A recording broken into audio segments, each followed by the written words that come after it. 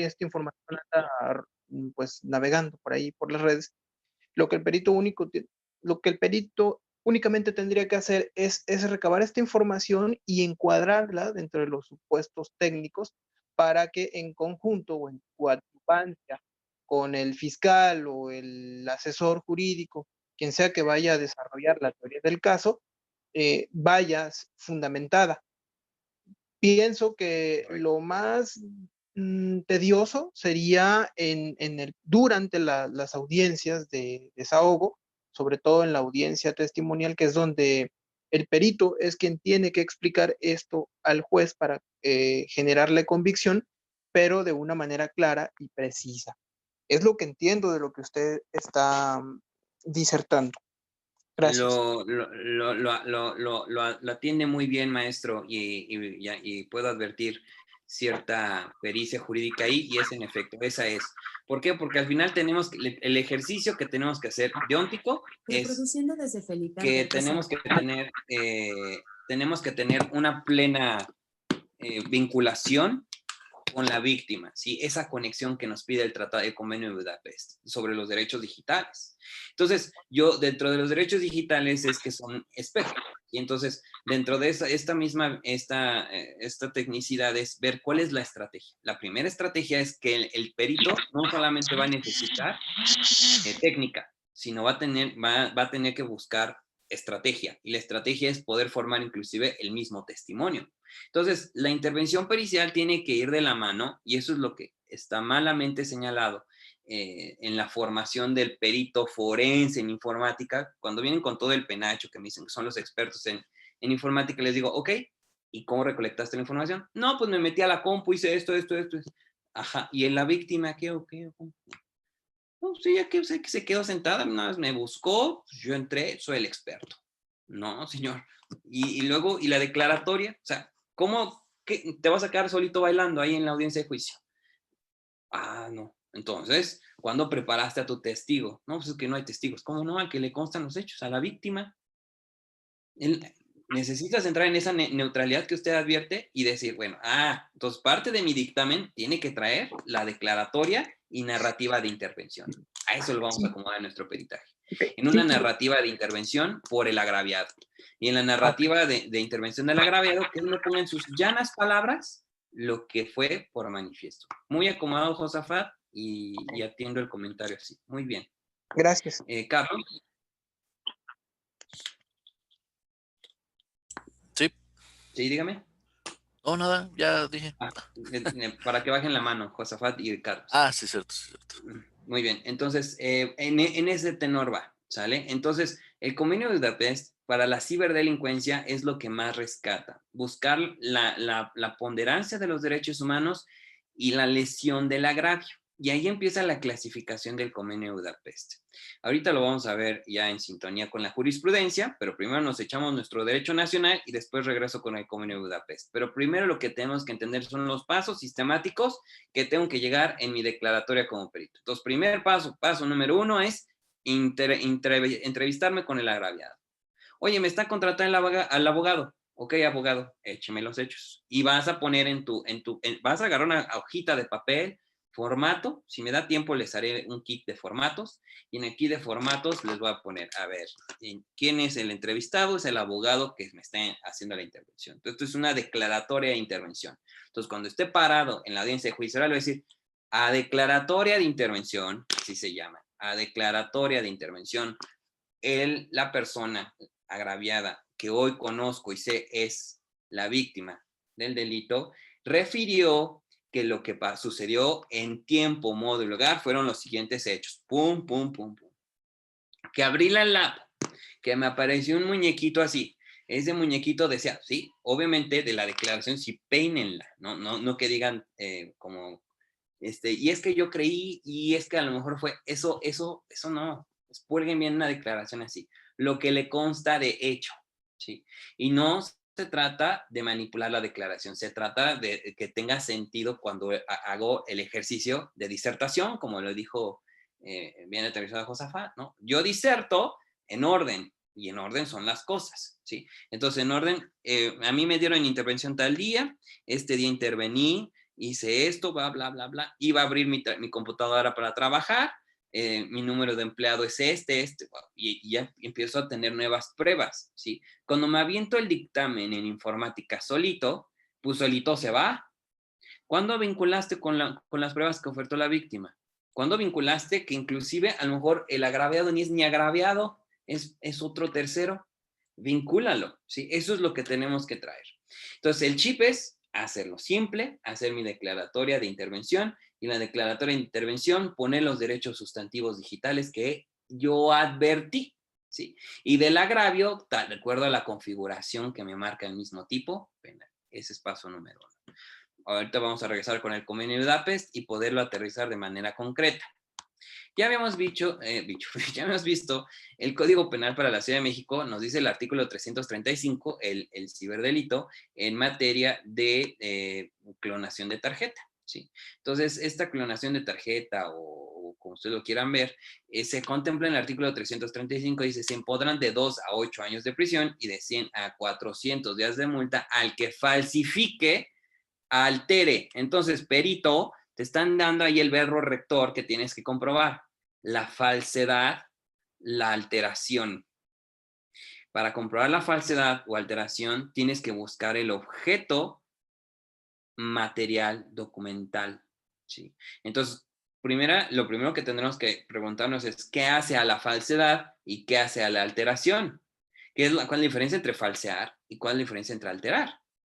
Algo que es verdadero y entra un elemento disruptor, lo altera. Pero ¿cuál es el elemento disruptor y qué elementos tienes constitutivos de este? Si fue a través de un sistema, si fue a través del otro, eso es como lo vamos a ir ordenando, ¿sí? Entonces, cada verbo rector, que sobre todo donde yo me pare en los artículos, son los que tienen que ir visualizando poco a poco, discriminando para su pertinencia objetiva. Escuchen bien y ojalá lo estén anotando. Pertinencia objetiva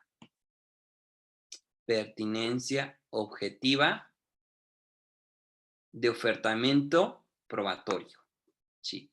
La pertinencia objetiva de ofertamiento probatorio les va a dar la técnica de exposición e incorporación del dato, ¿sí?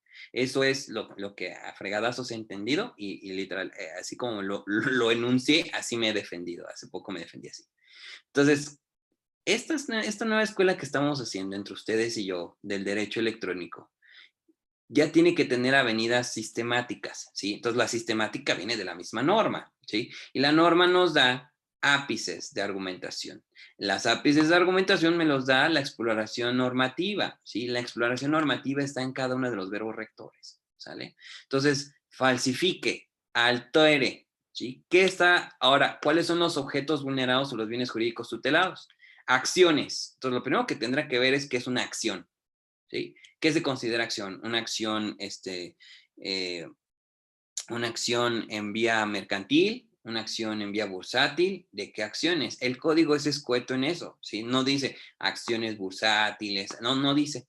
Entonces, altere acciones, lo tiene a título genérico y ya me tocará a mí acomodarlo en un respaldo y acomodo a través de la Ley de Instituciones de Crédito, lo que marque la Comisión Nacional Bancaria de Valores o los títulos que le pueda aportar la palabra acción. Si a lo mejor fuera una acción entre empresas, pues también le queda ahí, ¿no? Obligaciones, desde que ustedes dan el tarjetazo, ahí les dice voucher. Y la palabra voucher significa recibo en francés, y es decir, es una obligación de que tú tienes que obligarte a pagar. Y si no se han dado cuenta, cada vez que sale el ticket dice yo me obligo a pagar la cantidad de, y ahí dice, ¿sí?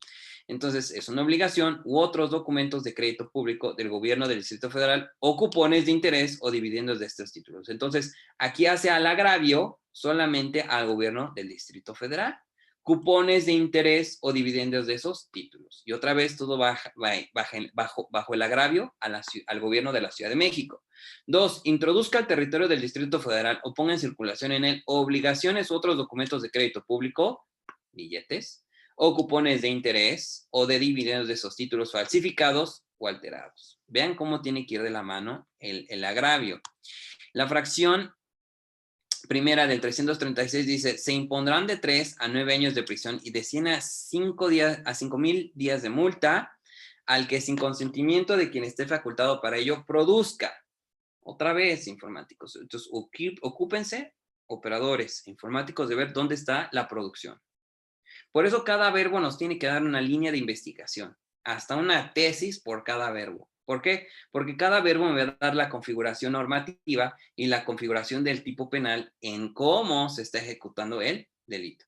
Produzca, imprima, enajene, distribuya, altere, falsifique. Todas estas son líneas de investigación e hipótesis por cada uno de la incorporación del dato, ¿sí? Entonces, si yo no tengo luz como perito de qué es lo que tengo que demostrar, el mismo tipo penal por el que se me esté dando intervención, o bien, si yo estoy actuando desde el origen que hubo la intervención de comunicaciones o el ataque de ciberseguridad, lo tengo que detentar muy puntualmente, ¿sí? Y ahí dice, falsifique tarjetas, títulos o documentos utilizados para el pago de bienes y servicios. Y ya no habla del gobierno de la Ciudad de México. Entonces, cuando es en contra de la Ciudad de México, es el anterior artículo, el 335. Pero cuando es contra ley e instrumentos de crédito, es el artículo 336, ¿sí? Fracción segunda, adquiere, utilice, posea o detente tarjetas, títulos o documentos para el pago de bienes y servicios a sabiendas de que son alterados o falsificados. Entonces, al que reciba la acción, también le toca una pena. Oye, pero yo no sabía. Bueno, es una excepción, una causa de justificación tal vez, pero no necesariamente va a proceder de oficio tu perdón.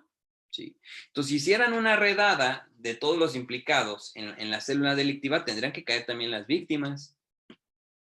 Ahí lo dice el tipo. ¿Por qué no caer? ¿Por qué no por qué no pasa eso? Bueno, porque primero sería un golpe completamente a la credibilidad de las instituciones. Dos, porque al final lo que estás buscando es la primera incorporación del tipo. Cuando tú ya tienes bajo una operatividad o una incorporación completa la sustantibilidad de esto, pues a lo mejor podrías llegar a visualizarlo, pero no es el primer objetivo de la pesquisa. La pesquisa es ver en dónde está el verbo rector. Por eso es muy importante en qué hipótesis nos encontramos y cuál le tendamos que dar sostén nosotros. Adquiera, utilice, posea, detente, aguas. Y ahí literal, detente. ¿Cuál es? Cada verbo tiene un alcance jurídico muy completo y muy diverso. Detentar, pues detentar puede ser muchos ápices, pero para nosotros detentar es que tú digas que es tuya. Nada más porque digas que es tuya. Es que yo pago, aquí está mi tarjeta. ¿Cuántas personas no mandamos hoy por la pandemia? Y ahí dice, solamente mande a uno. Sí, y si ese uno no puede porque está enfermo, ¿qué pasa? No, pues mando a mi hijo, le doy mi PIN. Pues en teoría ahí se configura porque la está detentando el ejercicio de crédito. Pero ¿cómo es que la calificativa cambia? Porque es con el conocimiento y consentimiento de parte. Entonces, cuando la cajera nos pide la tarjeta, pásela así como no para el súper, su identificación. No, fíjese que pues, estábamos enfermos todos de COVID, pues nada, me mandaron a mí. Pues fíjese que como nada me mandaron a usted, en este momento la de intervención, porque usted no es el titular de la tarjeta. Se vale, es detenta. Oiga, pero es que tengo un conocimiento de mi mamá. Pues sí, pues, tráigame a su mamá, que su mamá declara en el MP que es suya. Fíjense. ¿Por qué no pasa en la realidad o en la eventualidad? Pues yo creo que por buena onda o desconocimiento de las cajeras, pero que se puede, se puede. ¿Sí? Entonces, fíjense, ahí está el tipo penal y cómo lo empezamos a ver. Hoy los ciberdelitos no los vemos si no es en nuestro patrimonio. O sea, los que de verdad nos duelen son el patrimonio. Ayer se cayó Bancomer, todas las operaciones de Bancomer se cayeron y a lo mejor fue del banco o la comisión, no sé, ya sabrá Roberto más, pero al final la percepción del ciberdelito está en los números. Y aquí les estoy poniendo los artículos en la Ciudad de México, que son lo que se determina de alto impacto o que al final sí hay instrumentabilidad para poder hacer una ejecución. ¿Sí? Entonces, ese es el 336, fracción tercera. Fracción cuarta, altere los medios de identificación electrónica de tarjetas, títulos o documentos para el pago de bienes y servicios. Entonces, como verán, el elemento subjetivo, el bien jurídico tutelado, es el patrimonio en todas estas. Si me voy al 336, fracción quinta es acceda a los equipos electromagnéticos de las instituciones emisoras de tarjetas. O sea, Vean cómo no hace una distinción. La fracción cuarta a la fracción quinta hace hipótesis, pero no agravantes. O sea, las agravantes las espera como un derecho de acierto, ¿sí? Entonces, si yo como perito ya empiezo a ver la declaratoria, ya empiezo a ver los elementos, lo empiezo a peinar por cada uno de los verbos que me empiece a visualizar el mismo código. Entonces, el ejercicio es: 1, escucho a la víctima. 2, de lo que escucho, arrastro el lápiz per se. Así como arrastro el lápiz, discrimino de la información que le consta a él y no a otros. 4, así como estoy oyendo la información, ya la peiné, ya vi que solamente le consta a él. Sí, muy bien. Ahora, de eso que dice que le consta a él por hechos, ¿en dónde está lo que yo necesito despertar por el tipo penal? ¿Dónde está? Se produjo, se imprimió, se enajenó. ¿Dónde está la distribución? Se alteración. ¿Dónde está acá? ¿Sí? Entonces, ¿dónde está en cada uno de estos verbos el ejercicio de cibernética? ¿Por qué? Porque todavía no tenemos un código penal cibernético. Ya el día que me haga diputado, ustedes me apoyen, ya podré hacer ese código, pero todavía no está.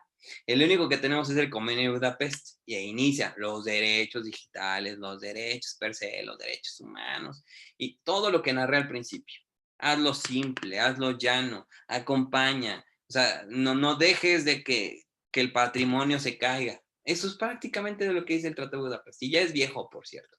Entonces, si desde el convenio, Tratado de Budapest, ya se buscaba tener esta visualización técnica del delito, y siendo ya viejo, entonces imagínense cómo tiene que ir despertando una innovación.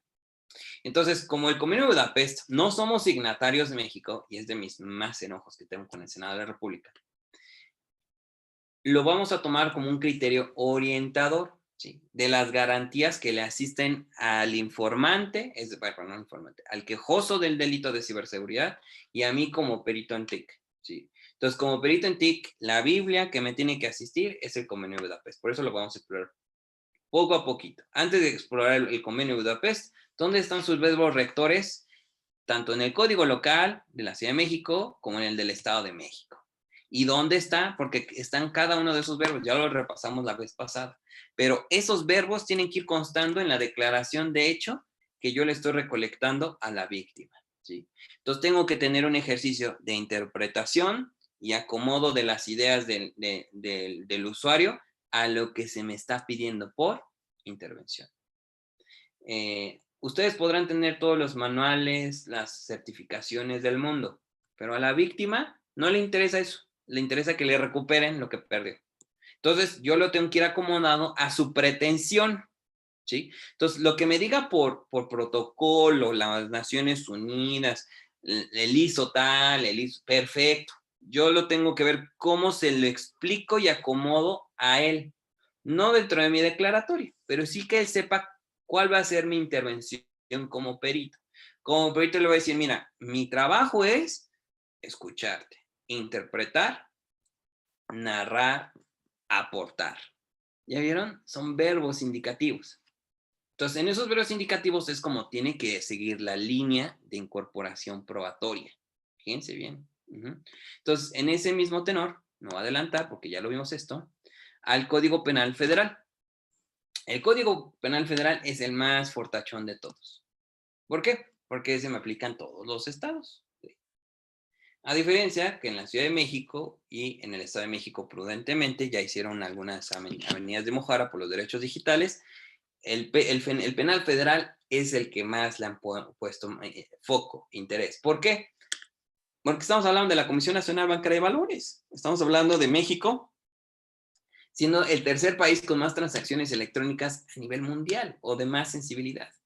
Tenemos a Hong Kong, naturalmente, tenemos a no podría decir que Hong Kong y China, porque son países aparte, recordemos que fue una colonia británica, bla, bla, pero entre Hong Kong y China nos llevan de cajón y de corbata a todo Latinoamérica y a toda América conjunta. Sí, pero hablamos de los ciberataques, ¿no? O sea, casualmente, a donde más le dan en la mouse Mickey es a México. Sí, ¿por qué? Pues porque en México no hay ley, o si tenemos ley, vean, apenas la estamos visualizando, ¿no?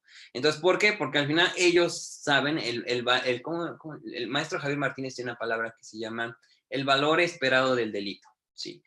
El maestro Javier Martínez, que es comisionado de transparencia por el Estado de México, amigo mío, él ha hecho esta fórmula del valor sobre el castigo esperado, ¿sí? Entonces, este valor sobre el castigo esperado es esto, ¿sí? Saben en qué naciones sí se castiga el delito y en otras que no. ¿Dónde aprovecharon estos dos? Ya ni me acuerdo cuántos años, parece eterno para mí, pero han sido 4 años de Donald Trump. Y en esos 4 años de Donald Trump, las iniciativas de ciberseguridad todas se fueron, pero directito a donde no quieren saber. Y casualmente se empoderaron otras donde sí le convenía a ciertos estados estar fuerte. Es decir, la ciberseguridad bajó en algunos, el legal cybertech, es decir, el aspecto legal de la cibernética, bajó sus defensas en Estados Unidos, que era el que más perseguía el ciberdelito.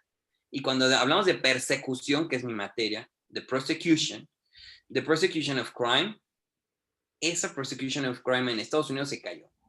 ¿Por qué? Porque lo que convenía a China y a Rusia era eso, tener un estado donde ellos controlaban el mundo a través de la cibernética. Los ciberataques los dirige el estado chino y el estado ruso.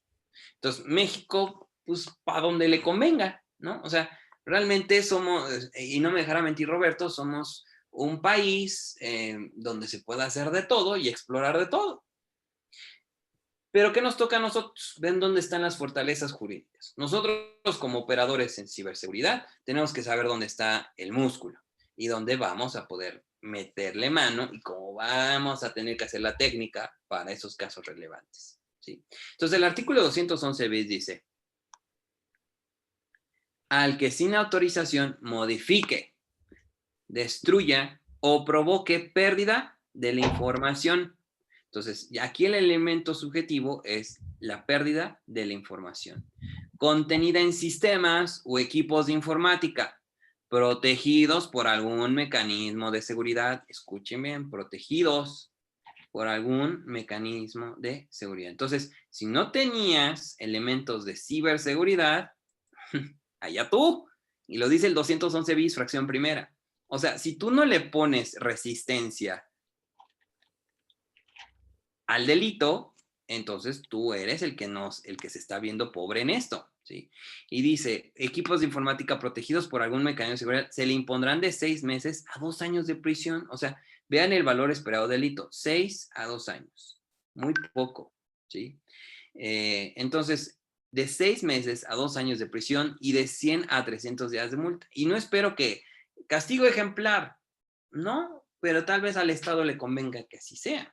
Con la reforma al TIMEC se incorporó una fortaleza al Código Penal Federal y la cuantía también subió, pero para delitos contra la propiedad intelectual. O sea, las empresas fuertes, transnacionales, que le vuele su información, vas al bote seguro. Eso es. ¿Por qué? Porque ya le pusieron mayor cuantía, mayor valor. Entonces, el valor esperado del delito es, el mensaje de Estados Unidos es, te metes contra mis compañeros, te vas allá.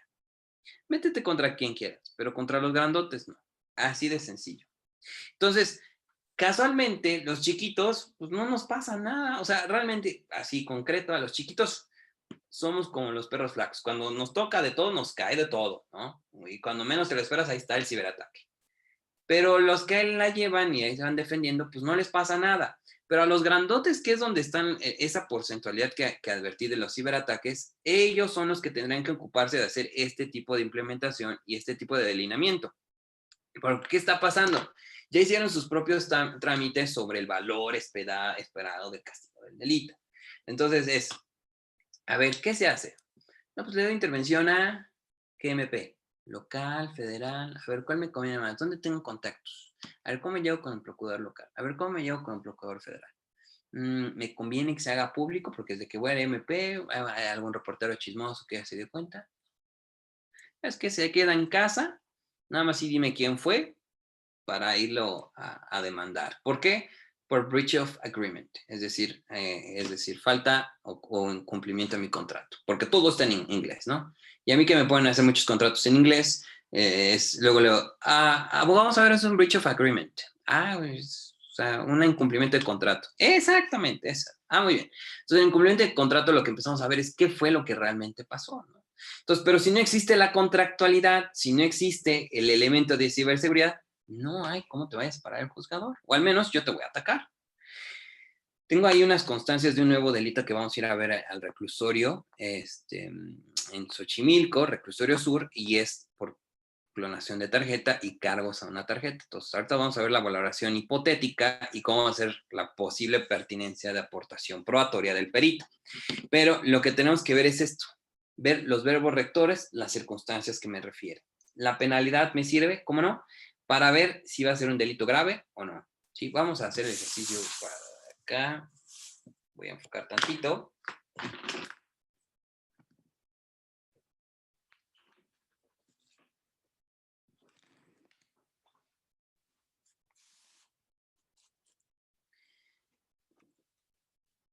Si el delito, vamos a verlo aquí.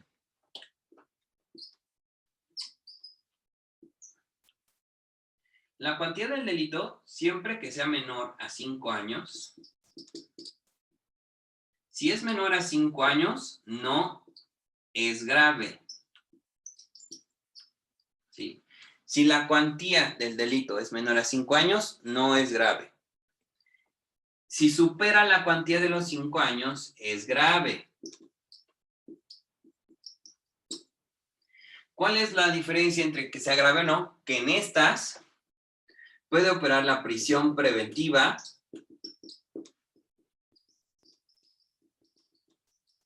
justificada contra la prisión preventiva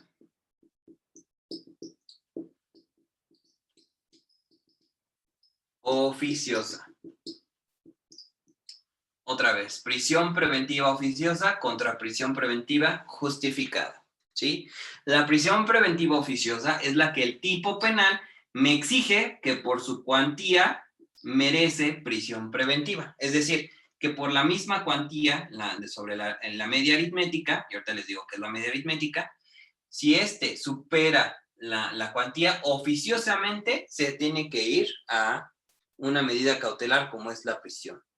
Es oficioso también cuando la configuración del delito exponga un interés jurídico superlativo de valor, como lo podría ser la vida.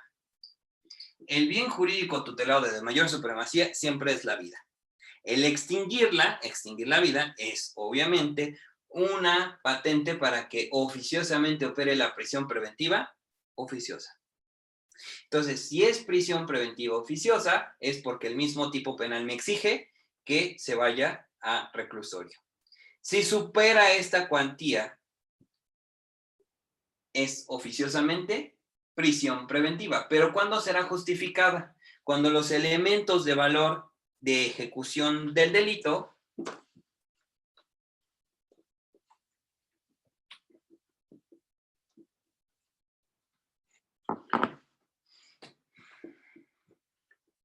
cuando la ejecución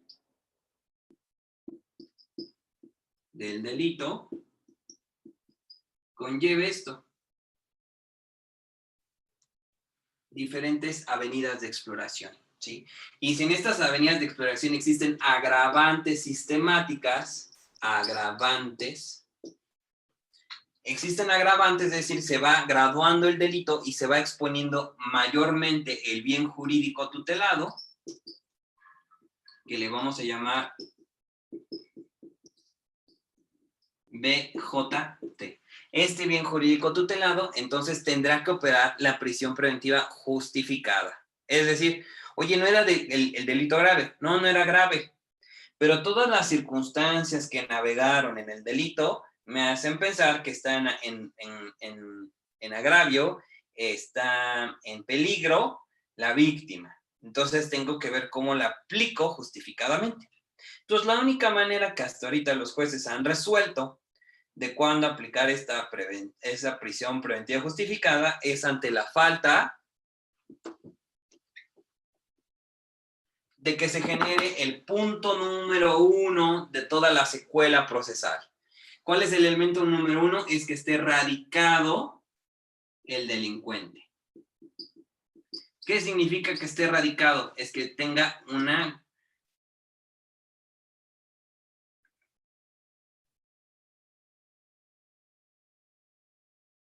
arraigo. Tengo que demostrar arraigo sobre el delincuente, es decir, control sobre de él.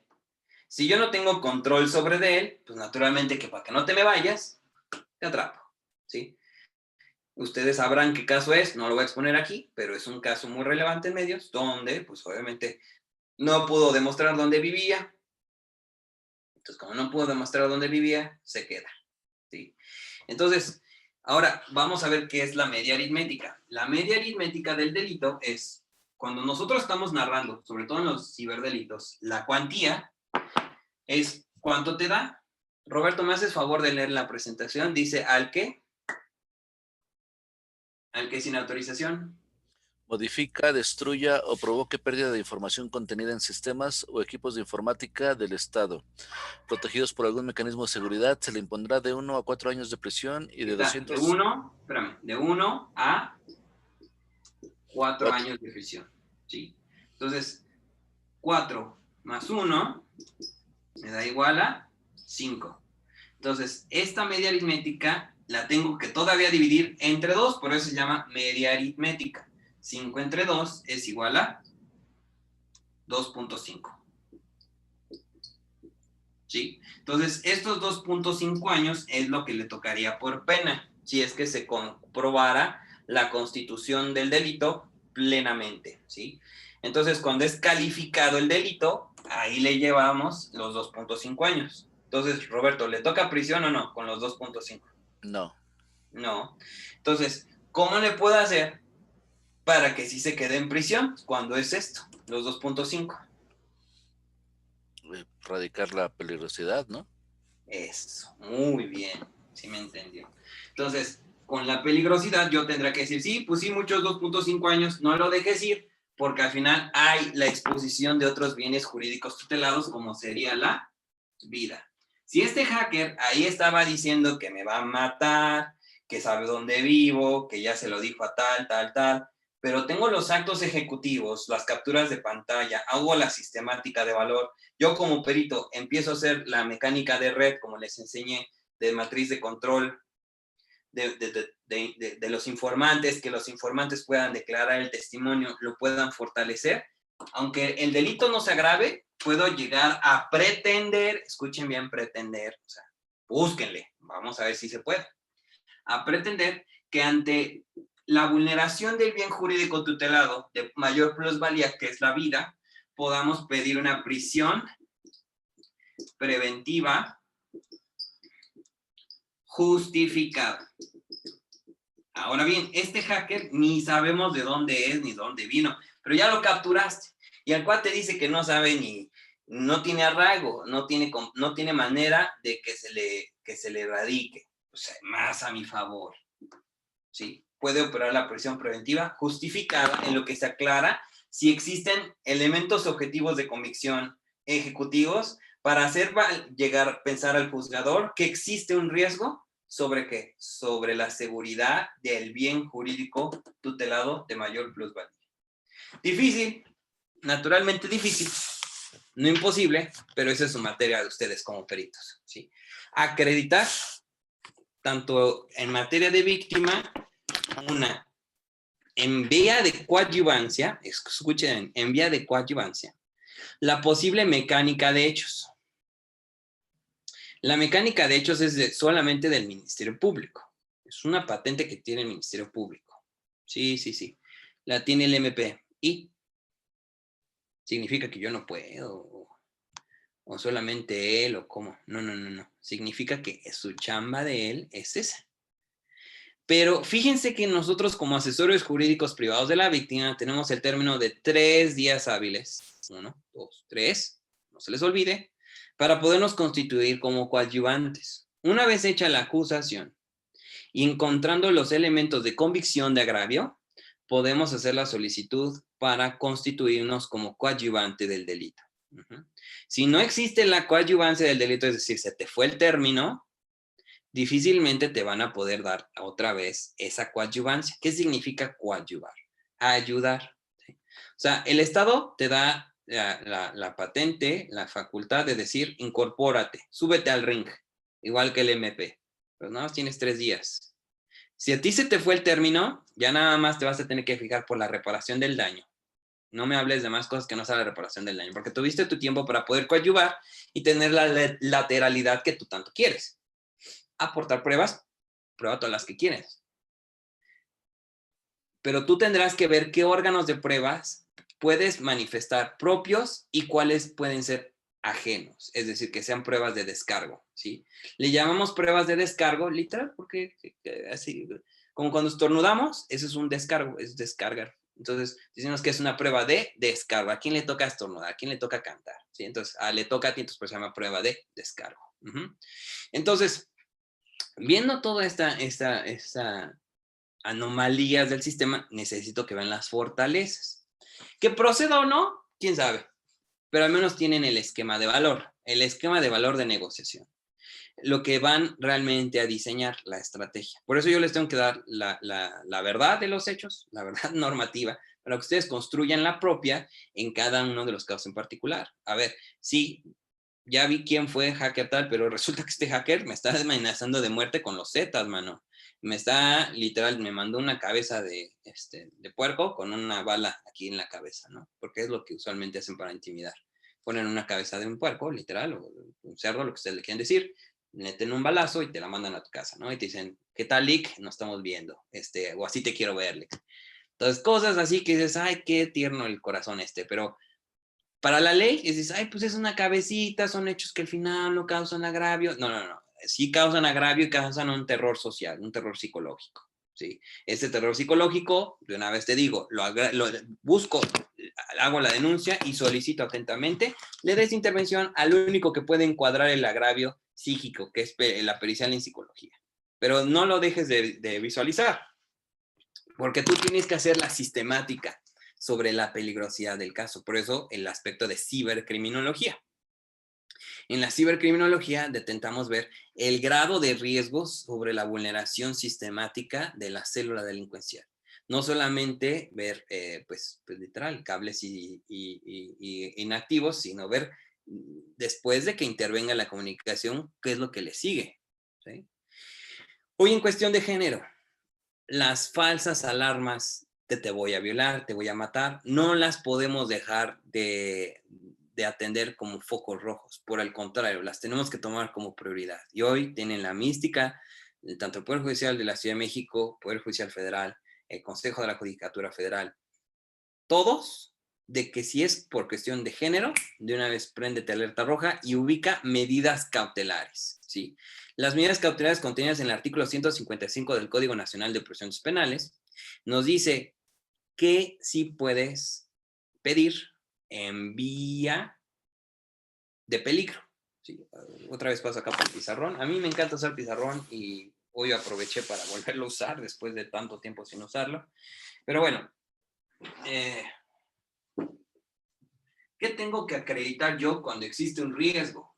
Este riesgo sobre la prisión preventiva justificada o no.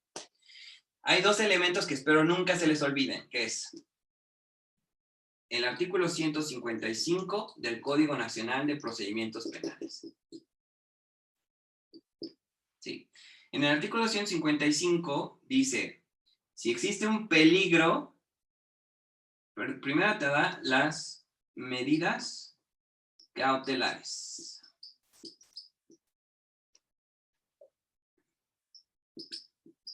O sea, son de cautela, o sea, son antes de que pasen. Pero las tenemos que solicitar y por eso es importante la vía de testimonio.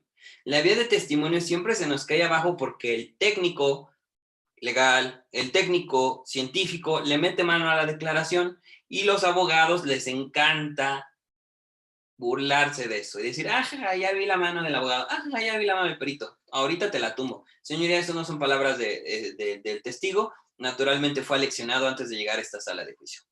¡Pum! Entonces, por tú mucho que te quieras lucir, que el protocolo tal, sí, lo natural es ser simple. ¿Dónde están los elementos de valor? Entonces, estas medidas cautelares operan bajo la plena declaración de agravio de la víctima. Y la víctima tiene que narrar, literal, que existe un deber.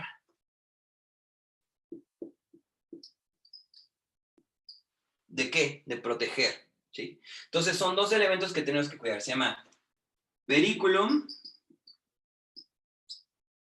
in mora. ¿Sí? Parece de Harry Potter y lo es. Es periculum in mora, que significa peligro en la demora. Si tú te tardas, va a pasar esto, ¿sí? El periculum in mora, pues naturalmente que a ustedes les toca ver las circunstancias, bajo el aspecto de cibercriminología, ver la peligrosidad. Bajo el aspecto técnico, de tiempo, modo y lugar, ver en qué se va a tratar el advertir esto. Si estamos sufriendo un ransomware, donde dicen que van a revelar todas mis fotos, pero todavía no pasa, aquí hay un peligro en la demora, ¿sí? Entonces, si está el peligro en la demora, nárralo, pero que le consten los hechos al testigo, no a ti. Tú nada más das el camino, ¿sí? Si tú estás dando el camino, el testigo tendrá que acomodar lo que por su percepción realmente causa agravio. Y aguas, la ley no puede juzgar ni proteger sobre hechos futuros. Entonces, ¿qué pasó, abogado? Entonces, ¿sí le entro o no le entro? No, dótalos de materialidad. Tú como perito, ve en dónde, qué puedes extraer por información material que haga objetivo la razón de la demora, ¿sí? Que haga objetivo decir, no te puedes tardar, mano, está el cronómetro en esa cosa y el cronómetro está registrando cosas de valor. No puedo entrar ni siquiera a la máquina. Entonces, si no puedo entrar ni siquiera a la máquina y está el TikTok, corre, yo te estoy haciendo, y lo que necesito ustedes como peritos es que extraigan esa evidencia de manera concreta que pueda advertirse el cronómetro, la sintonía de poder revelar ese daño y agravio. Pero tengo que tener elementos materiales objetivos para que pueda proceder esta medida cautelar. La medida cautelar primera tiene el elemento de peligro en la demora, periculum in mora, y después tiene algo que se llama, de la manita, fumus boni iuris.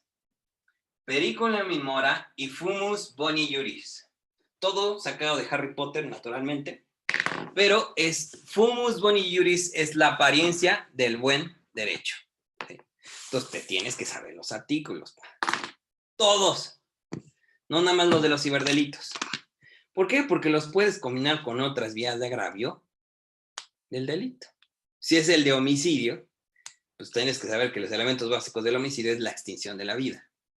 Entonces, en tu misma narrativa de hechos incorporados en vía técnica, tienes que aseverar lo que a ti patenta que existe un riesgo en la demora y que existe una apariencia del derecho. Pero tú, como no eres una parte técnica objetiva del derecho, a ti te vale todo esto que dije, ¿sí? Lo que vas a saber tú es cómo plantarlo en tu narración técnica.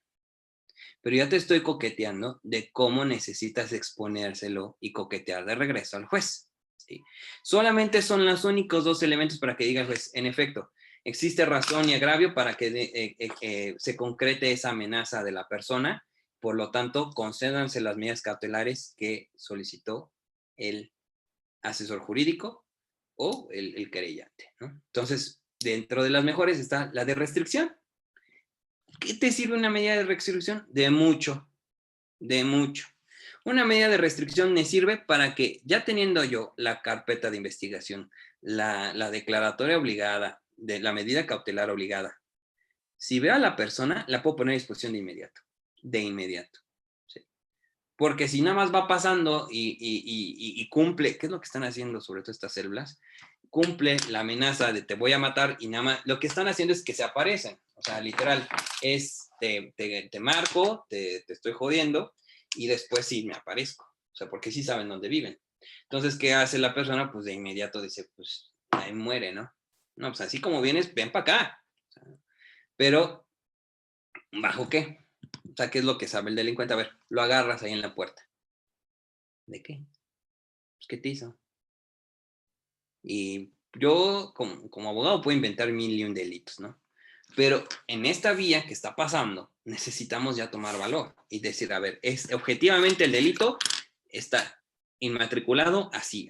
El antecedente fue este, se hizo esta exploración, pero la metodología me va a dar la pertinencia sobre la solicitud. Escuchen bien, la metodología y cientificidad de los actos me va a dar la pertinencia sobre las solicitudes que yo merezca, ¿sí? Entonces, si yo no sé pedirlas, pues olvídenlo. Ahora, también está, y tengo que mencionarlo, y litis denunciarlo, que a veces las autoridades dicen, ¿sabes qué? Estoy atado de manos, man. Mira, no es ni un delito grave, no sé si va a pasar. Pues yo te hago la narrativa de hechos, no importa. Aunque lleguemos a ese punto cero, que era el que no quería que llegáramos, aún así me sirve bastante. Para lo mismo que me regresé. Si lo ves, lo paras. Señor, oficial, ¿sabe qué? Es esta persona, es la misma coincidencia con la narrativa de hechos explorados. Aquí está la carpeta de investigación. O simplemente le dices, oficial, este señor ya tiene una carpeta de investigación encima. Atúrelo. Punto. ¿Sí? Pero necesitamos actuar y saber cómo actuar, cómo dar esa asesoría que tanto se necesita. ¿Sale?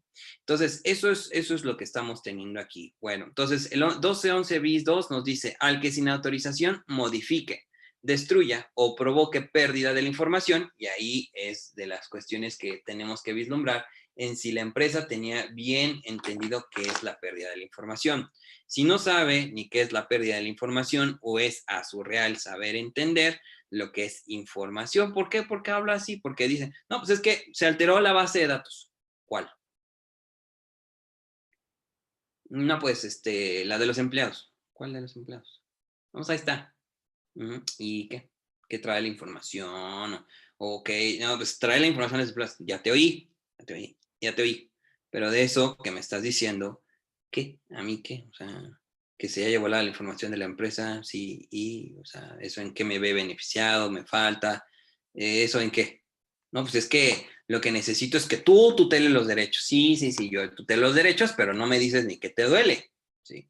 Entonces, eso es muy importante. El Ministerio Público no puede hacer toda nuestra chamba y mucho menos la va a hacer si no tenemos la circunstancialidad material de los hechos abonados. ¿Sale? Entonces, al que sin autorización modifique, destruya o provoque pérdida de la información contenida en sistemas o equipos de informática del Estado, no se exceptúa completamente. A menos que ustedes sean servidores públicos, no se exceptúa completamente. Protegidos por algún mecanismo de seguridad. Entonces, ahí está el instrumento de venta para vender cualquier ISO. Toda empresa que diga que se le vulneró su seguridad necesita demostrar que existían mecanismos de seguridad. Mecanismos de seguridad. Si en la declaración de parte no veo ni me advertiste que tú tienes un dispositivo tal, un procedimiento tal, que haya resistido ese breach, esa vulneración, pues entonces no me lo puedo pedir. ¿Sale? Entonces ahí está cómo venderlo. ¿Por qué? Porque dice sobre equipos de informática, pero equipos, mecanismos con un mecanismo de seguridad. Se le impondrán de 1 a 4 años de prisión. Ya me subió la cuantía, pero pues no me espanta mucho, ¿no? Entonces, después tenemos al que sin autorización conozca o copie información contenida en sistema o equipos de informática del Estado protegidos por algún mecanismo de seguridad, se le impondrán de 6 a 2 años de prisión y de 100 a 300 días de multa. Al que sin autorización conozca, ya hay nuevos verbos. Yo soy fan de los verbos porque me sirven para mi declaratoria de hechos. Al que sin autorización conozca, entonces ahí, entonces conoce. Entonces, a ver, tu tarjeta, amigo. No, dices que eres de la empresa, ¿no? ¿Cómo es que conoces tanto de esto? Tu currículum, ¿quién eres? Te hablo. ¿Sí? O sea, ¿por qué? Porque nosotros llegamos y a veces solamente, ya es todo lo que tiene que decir. Sí, muchas gracias por la entrevista, ¿no? A ver, te dice esto, que te lo compruebe. No tengo, pues así lo pongo, no tiene cómo comprobarlo, pero dice que tiene este medio de prueba, ¿sí? Tenemos que tenemos que cuestionar todo, pero no necesariamente torturar a todos, aguas, tenemos que hacerlo con el mejor tiento de todos. Al que sin autorización conozca o copie información contenida en sistemas o equipos de informática del Estado protegidos por algún mecanismo de seguridad, se le impondrán de 6 meses a 2 años de prisión. 6 a nada. Y de 100 a 300 días de multa a quien sin autorización conozca, obtenga, copia o utiliza información contenida en cualquier sistema, equipo o medio de almacenamiento informáticos de seguridad pública. Fíjense, o sea, un policía que pasa un parte informativo de Plataforma México que puede detonar en la muerte de 5 oficiales de seguridad, pues le damos 6 meses de prisión. Y como es delito menos grave, pues se va, nada más declara y dije, pues sí, sí fui yo. Oiga, pero es que con lo que usted reveló, sí, pues tú no me acusaste por el homicidio en vía de agravio o intelectual. No me lo hiciste. Nada más me dijiste, me estás acusando por el 211 bis 2. Pues entonces me voy, porque ahí dice 6 meses. ¿Sí? Entonces dice, se le impondrá pena de 4 a 10 años de prisión y multa de 500 a 1000 días de salario mínimo general vigente al Distrito Federal si el responsable de eso hubiera sido servidor público en una institución de seguridad pública. Se impondrán además destitución o inhabilitación de 4 a 10 años. Pues ahí ya duele más, ¿no? Pero lo demás, pues no duele mucho. Las sanciones anteriores se duplicarán cuando la conducta obstruya, entorpezca, obstaculice, limite o imposibilite la procuración o impartición de justicia. Repito los verbos, los trato de narrar para que se involucren porque tienen que ser de su acervo lingüístico y narrativo, ¿sí? Cuando hablamos de narrativo, literal, ¿cómo hace la interpretación ya por escrito? Es lo más difícil. Creo que si algo nos ha costado a Roberto, a mí en el CONACYT, es estar escribiendo. Parece que se dice fácil escribir, se dice fácil hacer un libro, pero ya en la práctica es otra. Entonces, ¿por qué? Porque al final lo que la mente a veces captura y visualiza tiene una expresión fabulosa, inclusive intangiblemente, pero ponerlo en letras es otra cosa. Entonces, por eso, a lo que le tienen que dedicar el primer paso, que espero se haya quedado bien clarito hoy, es en la entrevista, ver lo que tú vayas interpretando, no a tu conocimiento, es a tu conocimiento más las circunstancias, más los verbos, ¿sí? Estos verbos que están ahí en los diferentes códigos. Entonces digo, diferentes códigos porque no nada más puedes usar el penal federal, puedes usar el de la Ciudad de México, el del Estado de México. Vamos a ver el de Jalisco después, y el de Jalisco también está bonito. Baja California también, Nuevo León. O sea, casualmente donde hay esferas de producción y sobre todo donde ya hay hay un compromiso para la inversión, sobre todo en materia tecnológica, hay una reforma a los ciberdelitos. Entonces, de lo que tienen que llevarse es cómo se tiene que ir haciendo esta asociación de instrumentación normativa. La instrumentación normativa es lo que trae por verbos, cómo los voy traduciendo, ¿sí? Y ver si realmente se adecúan. ¿Por qué? Porque al final tenemos que ir viendo el agravio y el equiparamiento del agravio. ¿Cómo se equipara ese agravio con otros delitos? ¿Sí? O recaiga sobre los registros relacionados con un procedimiento penal resguardados por las autoridades competentes. Aquellos que trabajen en una unidad de gestión, ahí les toca esto. Y vean cuánto es la cuantía. O sea, realmente dice de 4 a 10 años de prisión.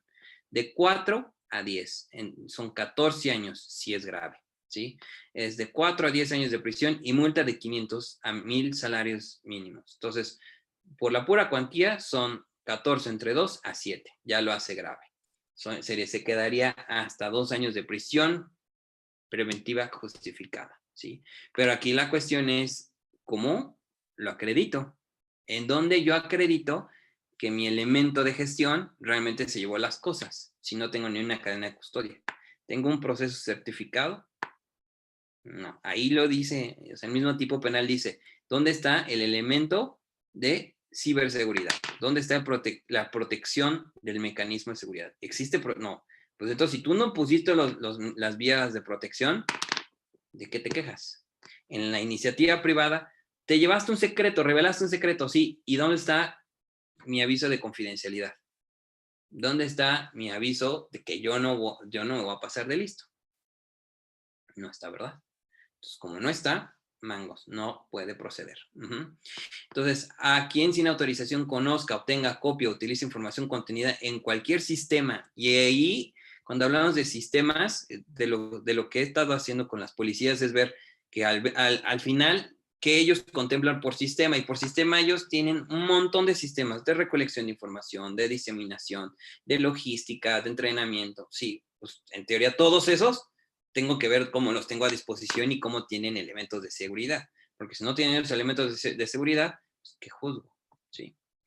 al que estando autorizado para acceder a sistemas y equipos de informática del Estado, como yo como litigante, cuando me dan mi firma electrónica, por ejemplo, ahora que fui allá al Estado de México, me dicen, ¿usted tiene su firma electrónica? Y dije, no.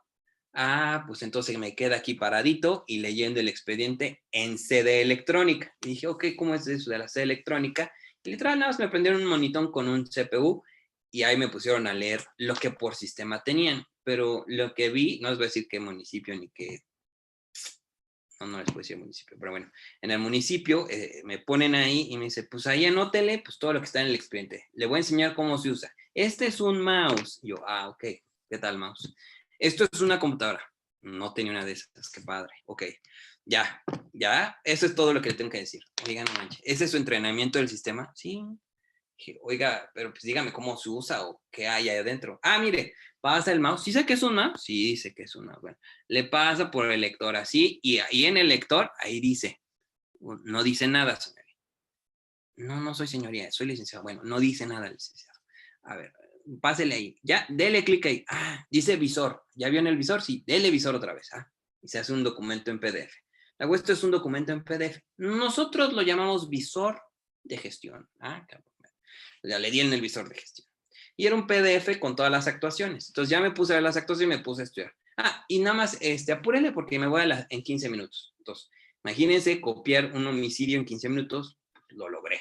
Me fui a las partes muy subjetivas, empecé rápido.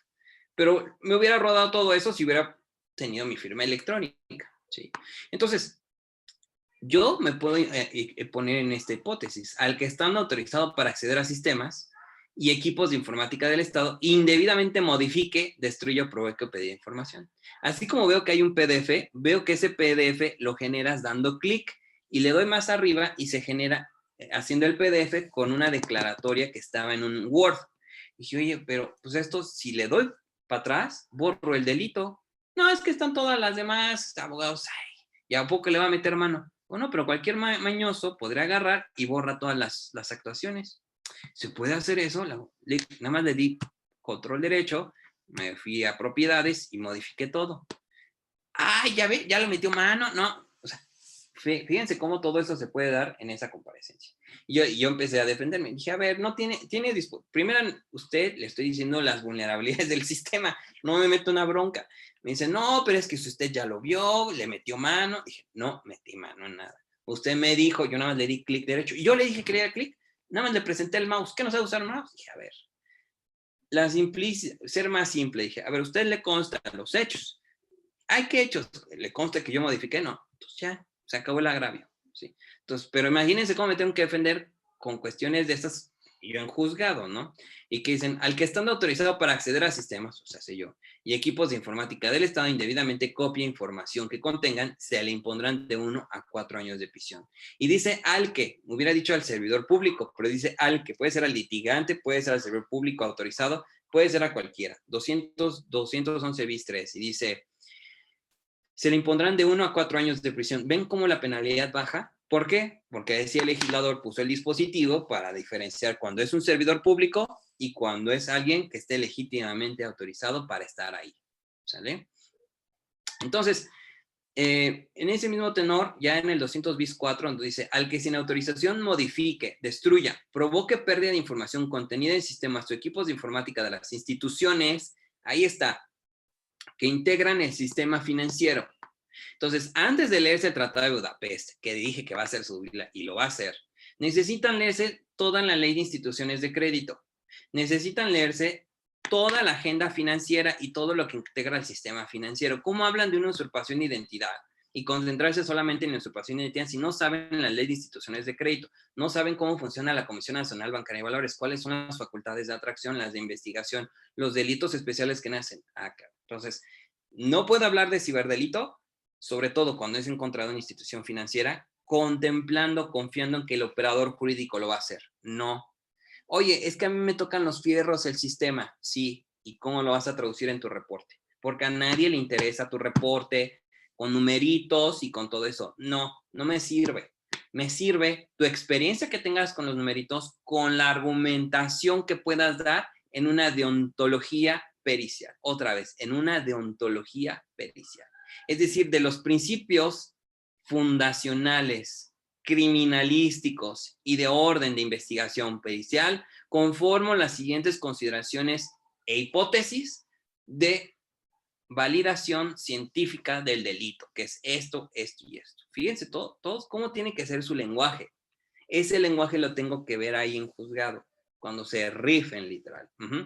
Mi licenciatura en informática tiene estas materias, que eso es lo que más atacamos nosotros como abogados. A ver, ¿por qué es que es perito? A ver, ¿cuál es tu CV? ¿Dónde? ¿Qué? ¿Cómo? Pues es que soy un genio. Eres un genio, ¿sí? No, pues no me sirve. Esto es acreditar la experiencia en el caso. Ahora, no puedo acreditar la experiencia. Sí, la circunstancialidad y pertinencia sobre la formación y expresión de la cientificidad, la objetividad y plena circunstancialidad de agravio. ¿Verdad? Entonces, a lo mejor así tengo más oportunidades, pero si fueron elegidas para este curso por la pertinencia del mismo es porque tienen un poquito de razón para poderse convertir en uno. ¿Sí? Entonces, eso es lo que necesito ahí ver. Que sepan todo dónde recae la esfera legal. El 211 bis 7 dice, las penas previstas en este capítulo se aumentarán hasta en una mitad cuando la información obtenida se utilice en provecho propio o ajeno. ¿Por qué? Porque el sistema financiero es un sistema tan complejo y tan complicado y tan importante que todas las conductas en contra del sector financiero son dolosas. No puede operar la culpa ni la negligencia, solamente puede operar el dolo negligente, y este dolo va en vía de agravio solamente a la hacienda pública o al sistema bancario o financiero. O sea, si te equivocas en los numeritos en el sistema financiero, aguas de ti, porque tanto te puedo despedir injustificadamente, justificadamente, porque la Ley Federal del Trabajo dice, cuando son del sector financiero, ni te metes con ellos, los puedes despedir cuando quieras. Y no solamente despedir, los puedes inhabilitar de todo el sistema financiero. Son de las patentes del mismo sistema financiero. Entonces, eso no pasa en las demás materias. En las demás materias, así seas el ratón vaquero y te llamen Mickey Mouse, ahí estás, pégale al sistema privado y no vas a tener ninguna consecuencia de derecho. ¿Por qué? Porque al final se trata de eso. Se trata de ver la exactividad de la norma. ¿Cómo es la norma? La taxatividad de la norma es cómo se apega de lo que está escrito a lo que por encuadrado lo tengo que tener en visualización concreta, ¿sale? Entonces, el 200 bis 11 nos habla ya de una apertura más concreta, de tener el conocimiento propio para hacerlo en evidencia, ¿sí? Entonces, eso me lleva a ver exactamente qué es prueba electrónica o digital. Ahora sí ya vamos a empezar a hablar en materia. Si ya tenemos la circunstancialidad normativa, ya tenemos los tipos penales, lo que arma los tipos penales, vamos a tener que armar cómo entra la circunstancialidad hacia el conocimiento de exploración. Aquí, esta jurisprudencia, primero tenemos que ver que la jurisprudencia se tiene que leer por las épocas. La mayoría de las épocas, la 10ª y la 9ª, van a tener más nutrición para nosotros en materia de derecho electrónico, ¿sí?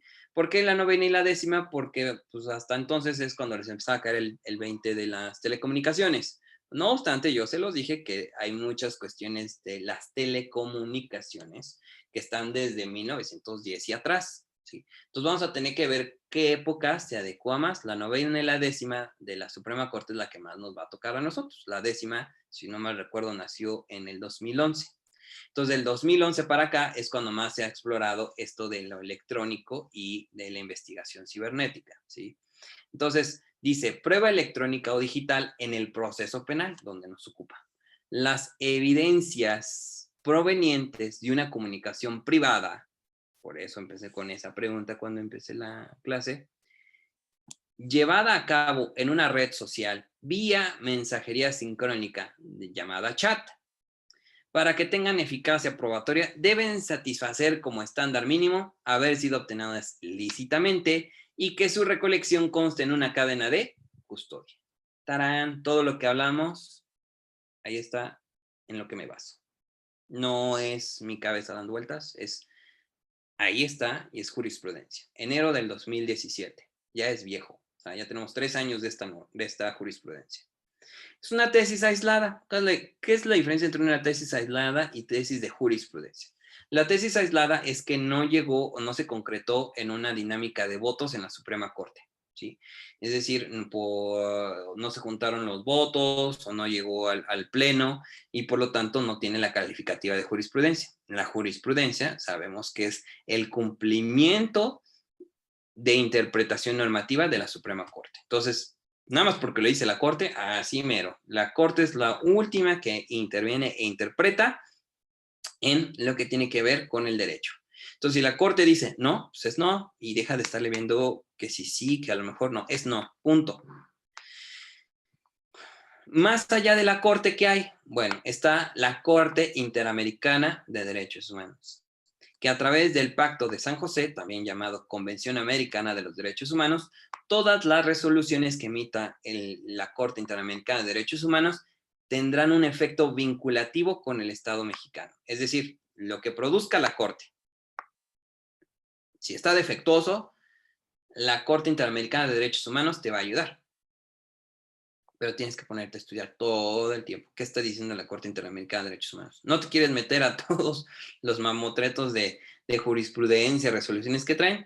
Métete al Twitter y en el Twitter síguelos y literal, ellos van poniendo los criterios de jurisprudencia que son más relevantes. Y entonces busca estar cazándolos en el Twitter para que al final, cuando exista un criterio en materia electrónica, luego entres y ahí sí te pongas a explorar toda la dinámica de la sentencia. Eso es para los no juristas. Para los juristas, métete todo el tiempo a estar viendo jurisprudencia de la Corte Interamericana.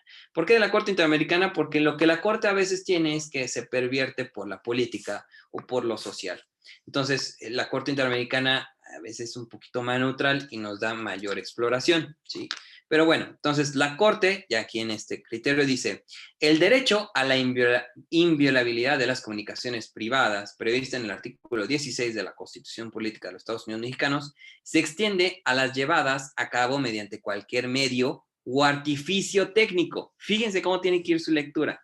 Medio o artificio técnico, desarrollado a la luz de las nuevas tecnologías. Por eso ustedes se llaman TIC. No son de telecomunicaciones, son TIC.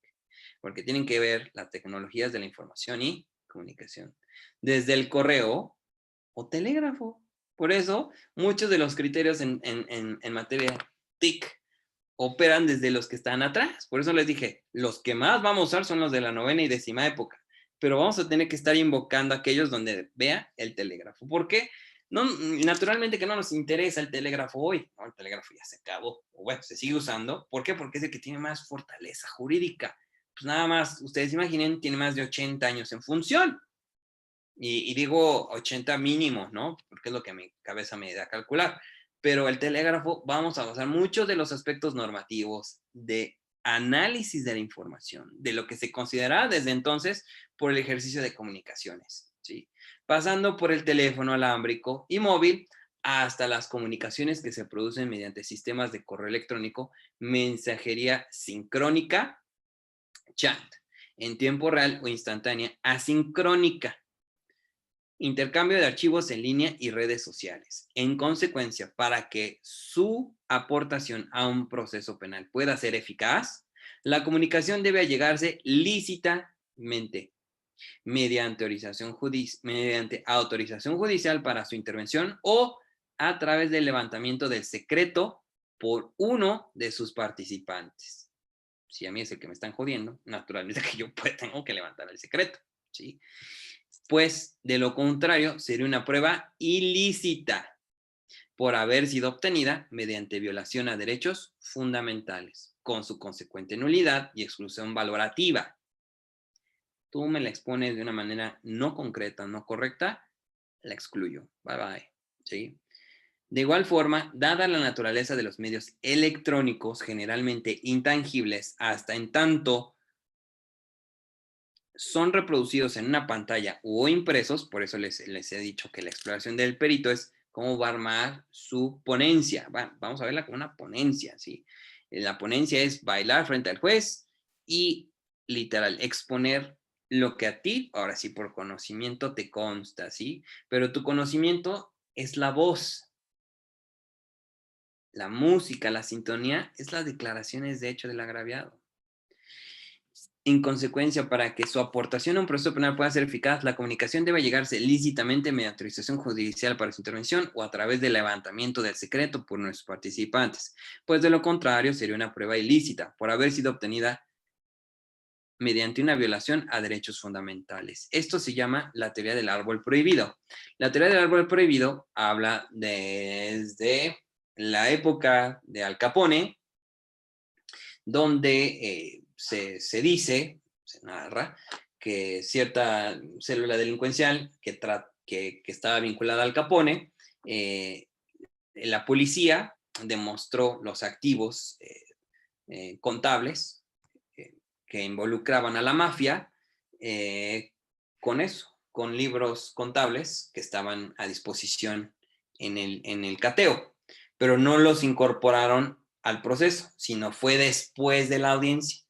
Se le ocurrió a uno de los oficiales de policía meterse a la mala y agarrar esos formatos de contabilidad y demostrar que ahí estaban los números de la mafia. Y entonces, pues obviamente en audiencia pues, era pleno, ¿no? Que había incorporación había enriquecimiento ilícito, que era la mafia y todo. Sí, pero se cayó todo porque al final se obtuvo de manera ilícita. A eso se le llama la teoría del árbol prohibido y entonces fue cuando agarró ejecutividad ahora en esto de las pruebas. Entonces, por eso, en nuestra materia, tenemos que ser muy celosos de dónde está nuestro punto de partida. Y otra vez, parto desde el punto número 1. ¿A ti te constan los hechos? No, le constan al agraviado. Entonces, como le constan al agraviado, en tu misma narrativa, embarra al agraviado, ¿sí? No hagas tuyo el problema. El problema que a veces hacemos, y eso a Felipe Vélez le pasó, es a veces hacemos muy propio el problema. Nos metemos, nos apasiona tanto el tema que lo hacemos propio. Y ahí andamos en la declaración diciendo, y me causa agravio. Ay, abogado, ¿tú qué? Ah, es cierto, a mí no me causa agravio. Yo estoy de metiche aquí, exacto. Entonces, como te estás de metiche, tú dale el sentido de interpretación jurídica. En tu caso, solamente de orientación jurídica. Tú no tienes por qué saber más allá del derecho. Tienes que saber todo del derecho para que cuando se lo dosifiques en vía de exposición a los operadores jurídicos, les cause sentido, ¿sí? Entonces dice, con su consecuente nulidad y exclusión valorativa. De igual forma, dada la naturaleza de los medios electrónicos generalmente intangibles, hasta en tanto son reproducidos en pantalla o impresos, pues ahí les está dando la Escuela Técnica de Incorporación del Dato Electrónico. La Escuela Técnica de Incorporación del Dato Electrónico es a través de la pantalla. El juzgado tiene una pantalla y tiene una vía de exposición, entonces brevemente vía promoción, le haces de conocimiento a la sala que necesitas usar eso para la exposición pericial. Pero se lo tienes que decir se lo tienes que ir cantando poco a poco en audiencia. Y este será revelado a través de exposición por parte de los órganos de prueba y estos órganos de prueba tendrán que usar los medios electrónicos puestos a disposición por su señoría, porque desde este momento solicito atentamente la patente de su señoría para que estos puedan ser realizados con el debido estilo y cuenta que pide el experto en materia. Fíjense cómo tuve que ir armando todas las palabritas, ¿no? Eso nos toca a los operadores jurídicos. Tú, como experto técnico, velo vislumbrando, velo detallando, ¿sí? Y dice, fácilmente susceptibles de manipulación. Acuérdense del principio que narramos la última vez, la sensibilidad en electrónica. Cuando hablamos de que un elemento indiciario es sensible, es porque es manipulable. Y alteración, ello exige que para constatar la veracidad de su origen y contenido en su recolección sea necesaria la existencia de los registros condignos o que a guisa de condena de custodia. O sea, condignos es que parezcan o sean parte de una cadena de custodia, ¿sí? Entonces, si son parte de una cadena de custodia, ustedes tendrán que diseñar los mecanismos operativos dentro de las empresas, por eso la vía de vender mejor una ISO, una patente de instrumentación de compliance, es esto. Que tú tienes que tener controles que generen inclusive la cadena de custodia. La ISO 27001 si no mal recuerdo, pone buenas bases sobre lo que podría ser la cadena de custodia y cuál es su satisfacción y aportación para el elemento de ciberseguridad. Satisfagan el principio de mismidad que ésta persigue, o sea, que el contenido que obra en la fuente digital sea el mismo que se aporta al proceso, o sea, tiene que ser idéntico. Así, de no reunirse los requisitos mínimos enunciados, los indicios que eventualmente se puedan generar no tendrían eficacia probatoria en el proceso penal, ya sea por la ilicitud de su obtención o por la falta de fiabilidad en esta. ¿Ya vieron? Entonces, ahí está la primera barrera y así es como prácticamente voy coordinando cada una de las aportaciones e intervenciones mías. Es tener claro qué es lo que se me está diciendo que es. Yo les dije, a ver, esta WannaCry y es un elemento. Yo les dije lo más despacito. Sí. Ok, y luego, ¿ustedes cómo lo despiertan? ¿Cómo lo puede percibir la persona? La persona solamente sabe que en tecladito y pantalla le mentaron su mouse y le dijeron que aguas con las fotos que trae porque se las van a revelar. Eso de qué nos toca, ¿sí? Esto es lo que necesitamos tener. Al final, lo que tenemos que tener es la visualización técnica, ¿sí? La visualización técnica debe ir acomodada bajo el principio de no intervención. No intervengo ni en la declaración del agraviado. Lo que voy a hacer es una incorporación de la narrativa del agraviado a mi pertinencia objetiva de intervención técnica. ¿Ya vieron? Entonces, ese es el primer paso. Luego, la siguiente jurisprudencia que nos habla en materia de prueba electrónica, nos habla de lo que se encuentra por documentos y correos electrónicos, ¿sí? Su valoración en materia, nos salimos de rango mercantil. ¡Oh, por Dios! Estamos hablando de lo penal, en lo mercantil ya no se puede. En efecto, aguas. Jurisprudencia que no sea de su materia, difícilmente te la van a valorar en lo penal. Me ha pasado. Pero no deja de crear un criterio orientador a satisfacción de que no se encuentra explorado por el derecho. Ahí está el secreto, ¿sí? Entonces el secreto es, no, pues lo que yo aprendí es de esta jurisprudencia. Me dicen que es mercantil, que no tiene que ver con lo penal. Eso ya lo sé, pero las bases digitales y sobre todo de los derechos digitales nacen del derecho mercantil. La reforma del Código de Comercio viene desde el 2013 y más atrasito desde el 2009. Es decir, el Código de Comercio lo primero que fue incorporando fue la mecánica del comercio electrónico. Es decir, lo más viejo y lo que más tenemos por principios use interpretativos en materia de derecho electrónico es en el derecho mercantil. Por eso vimos cuando vimos mediación digital, exploré mucho la mercantil porque los principios de incorporación de prueba digital están ahí en la materia mercantil. Dice, la doctrina explica, y ya estamos creando nueva doctrina. La doctrina explica que en la época contemporánea, cuando se habla de prueba documental, no se puede pensar solo en papel u otro soporte que refleje escritos perceptibles a simple vista, sin ayuda de medios técnicos. Entonces, al final, vean la narrativa. La narrativa es, yo solamente que soy un medio técnico de interpretación. ¿Sí? Nada más. A mí no me constan los hechos, ¿eh?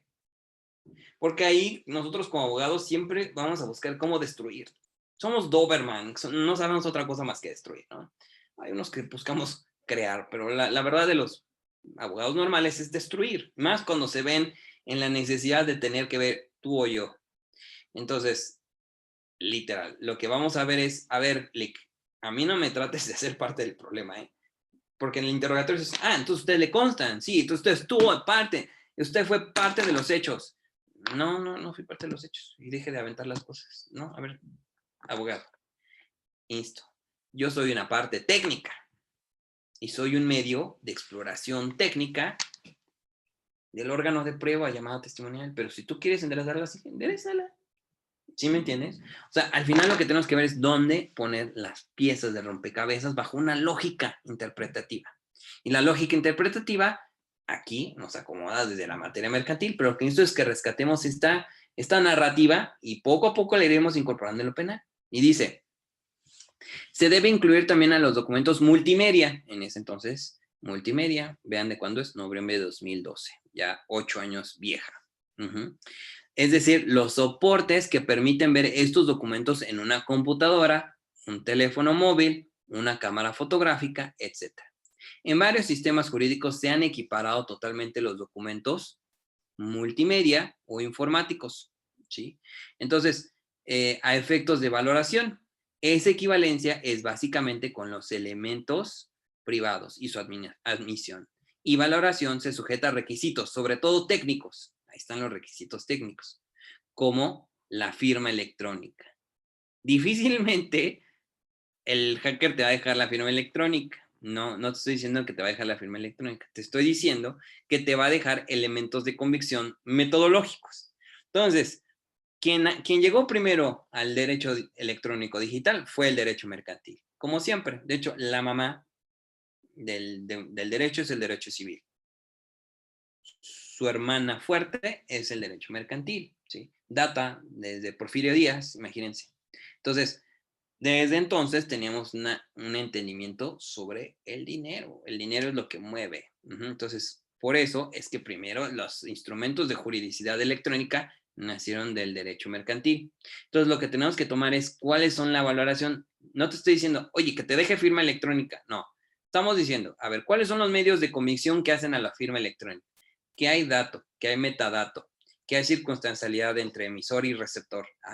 Si así está la redacción del código mercantil, jálale el raciocinio que te está dando en la misma norma a lo penal. No invoques la jurisprudencia, naturalmente, porque si le invocas, me va a decir, oye, me está usando un elemento mercantil para volar algo penal. No, señoría, yo usando esta, de hecho lo voy a usar este viernes, lo que voy a exponer es, no, señoría, esto es un elemento de criterio orientador para lo que aún no existe exploración en derecho. ¿O existe, señoría? No, pues todavía no. Pues como no existe, pues me estoy basando en lo que sí hay, fíjese, y de derecho mexicano. Por eso, nada de convenio de Budapest hasta que no exploren su derecho local, ¿sí? Y dice, sobre todo técnicos como la firma electrónica, debido a los problemas de fiabilidad de tales documentos, incluyendo los correos electrónicos, ya que es posible falsificarlos e interceptarlos, lo cual exige cautela en su ponderación, pero sin desestimarlos solo por esa factibilidad. Para evitar una pericial en informática que demuestre la fiabilidad del documento electrónico, pero que complique su ágil recepción procesal, el juzgador puede consultar los datos técnicos, fíjate, puede consultar los datos técnicos reveladores. Ahí está lo que necesitan poner en su dictamen. Datos técnicos reveladores de alguna modificación señalados en el documento, aunque de no existir estos, atenderá la posibilidad de alteración y acudirá a la experticia, pues el documento electrónico puede quedar en la memoria RAM o en el disco duro. Y podrán expedirse copias, por lo que para comprobar el original deberán exhibirse documentos asistidos de peritos para su lectura. ¿Ya vieron? Entonces, ahí están las bases de su expertise. Ahí están las bases de lo que hace el documento electrónico. Entonces, esas bases ya exploradas desde 2012, las vamos a tener que recolectar, recopilar, sucintar y poner las bases técnicas en el derecho penal. ¿Cómo se crea el derecho? Fregadazos, discúlpeme, nada más así. Entonces, a través de esta resistencia que vamos a tener que ir haciendo, creando precedentes, esta reforma al sistema judicial que se está haciendo, que no la voy a explorar porque no es materia, pero sí voy a hacer varias cápsulas de eso, les voy a pasar los links. En esas cápsulas de exploración de la reforma al sistema judicial viene lo electrónico y viene muy puntual. Primera, vamos a dejar de usar un sistema de jurisprudencia por uno de precedentes. Pues sí, ya son precedentes, pero bueno. Entonces, en el sistema de precedentes va a cambiar mucho el distintivo de jurisprudencia por este efecto. A menos que ustedes opinen algo contrario, y respetaré mucho su opinión, lo que yo he explorado de esta reforma judicial es que este sistema de jurisprudencia, que es el en el que estamos viendo los principios, estudiando lo que la Corte contempla, va a tener que ser estimado, ponderado, también por lo que se resuelve en cada jurisdicción. Entonces, ahí lo que tendríamos que entrar es, a ver, para que no se, lo que trato de decir o lo que viene en la reforma es, para que no nos esperemos a que la Corte resuelva, Fíjate bien en lo que van creando los juzgadores, ¿sí? Esos chiquitines, que son los que están viendo el delito de facto, primera línea de defensa, fíjate cómo están haciendo el raciocinio. A eso se le va a generar precedente. Lo que todavía está en la línea y de fuego es ver, a ver, entonces le estás dando la facultad al juez de crear jurisprudencia. No, no, no, no, no. Eso nada más la tiene la corte y los tribunales colegiados de circuito. Pero bajita la mano se la estás dando porque es un precedente. O sea, basando en lo que otro dice, estás buscando equipararlo a lo tuyo. Eso perdería algo que se llama principio de... en el derecho penal tenemos una prohibición de juzgar por analogía.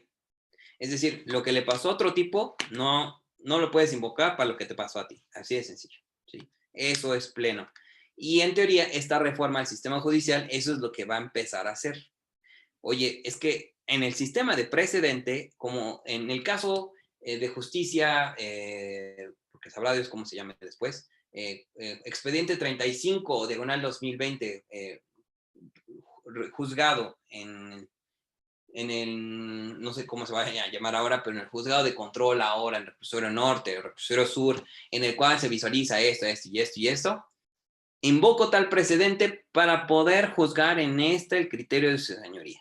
Entonces ya se puso ahí que el sistema de precedentes crean criterios de valor que se quedan como, o sea, esta reforma judicial va a empezar a atropellar un poquito de lo que les estoy entrenando. Primero, no sabemos cuándo va a entrar, todavía no sabemos si se va a aprobar, de hecho, no sabemos, todavía no es cosa juzgada, todavía faltan muchos elementos legislativos que le faltan peinar, pero lo que trato de aterrizar aquí es, vamos a cambiar en cómo vemos la ley. Hoy estoy creando yo ya un precedente con ustedes. Estoy creando nuevas bases de lo que ya está. Tenemos tribunales electrónicos sin tener escuela de que es un tribunal electrónico. Estamos creando documentos electrónicos sin saber la pertinencia de esta definición, porque esto es poco de lo que hay en jurisprudencia de lo que es el correo electrónico y su debida calidad probatoria. Son pocas, la exploración es mucha. Entonces, habiendo tanta exploración y poco derecho, tenemos que crear más derecho, pero esto solamente se resuelve a través de tribunales, es decir, equivocándonos o teniendo aciertos. Lamentablemente, con quien vamos a tener que experimentar es con las vidas de terceros, ¿verdad? Pues todos los casos que me llegan a mí, que litigo, que no litigo, pues esos tenemos que diseñarlos, tenemos que diseñar todas esas avenidas de mejora, coadyuvar con las instituciones y ver cómo podemos, antes de que llegue el problema, resolverlo.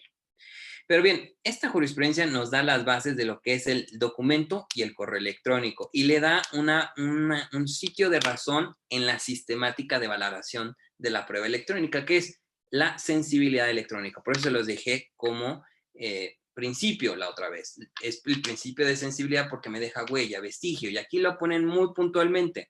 ¿Se queda en un documento? Sí. ¿Se queda en una memoria? Sí. Entonces es rastreable, punto. Ese es el razonamiento de la Corte. Habrá que ver ustedes cómo vayan como operadores técnicos realmente peinando este diseño y ver exactamente qué es lo que se va a construir. ¿Sale? La siguiente jurisprudencia, y ya con esto me despido, es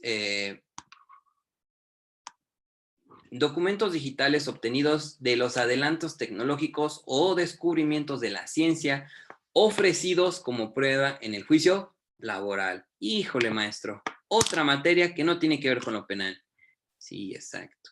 Entonces, vamos a tener que ir viendo cómo le damos pertinencia argumentativa, no aplicabilidad mediata. ¿Sí? O sea, esta jurisprudencia, si se la jalan a lo penal, no la van a poder invocar per se, porque al final data de una materia distinta a lo penal, pero el argumento sí necesito que me lo cachen. Eso es lo que necesito que cachen ahorita. ¿Qué es lo que analiza y razona la Corte respecto de la prueba electrónica? Y dice, se prevén como pruebas las que por las partes puedan ofrecer en juicio, entre las que se encuentran los documentos digitales obtenidos de los adelantos tecnológicos.